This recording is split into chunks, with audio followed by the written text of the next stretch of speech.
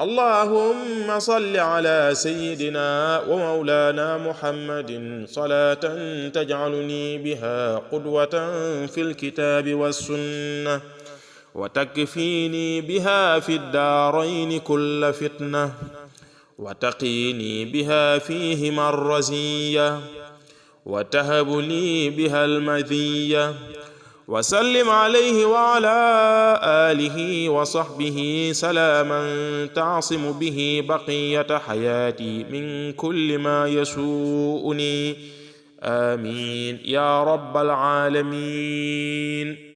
jullik bis bi ci yonente bi sallallahu alayhi wa ala xayri xadimihi wa alihi wa sahbihi wa sallam numéro 124. ba tey ñu nekk ci arafu jiim ci téereb Sëriñ Tuubaa bi mu tudde muxaddamatul xidma fi salaati ala nabir rahma. kon julli gi mooy tëj arafu jiim.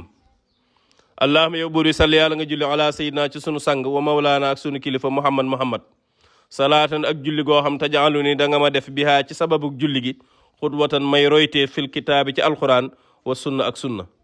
maa ngi lay ñaan daal nga julli ci yonent bi sallallahu alayhi wasallam julli goo xam ne nii ci barkeb julli googu da nga ma def may royukaay ci alquran ak sunna. te li ñu roye nit du génn alquran du génn sunna. wa tak fi nii te yàlla nga ma fegal te nga fegal ma bihaa ci sababu julli gi fi daarin ci ñaari kër yi muy àddina ak àllaaxira kulla fitna bépp fitna.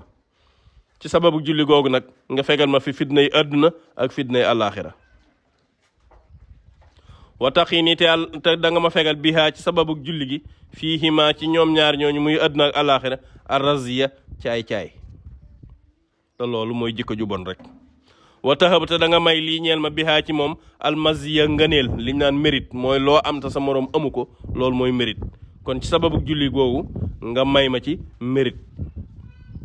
wasallim te yàlla nga sëlmal ali ci moom ala ali ak ci waa kër mosin bi ak saabaam salaaman sëlmal boo xam taxasimu da nga musal bii ci sababu sëlmal gi baqiyata xayaat yi li des ci sama dund min kulli ma ci lépp loo xam yesu uni dana ma naqare amiin yàlla nga nangu ñaan yaa rabbal aalamiin yow borom mbindeef yi. boo jullee ci moom julli yooyu yëpp nag nga sëlmal ci moom moog waa këram ak saabaam sëlmal boo xam ne ci sababu sëlmal gi da nga musal li des ci sama fan nga musal ko ci lépp loo xam ne ni dana ma naqari yàlla nga nangu sama ñaan yow yàlla mi nga xam ne yaa moom mbindeef yépp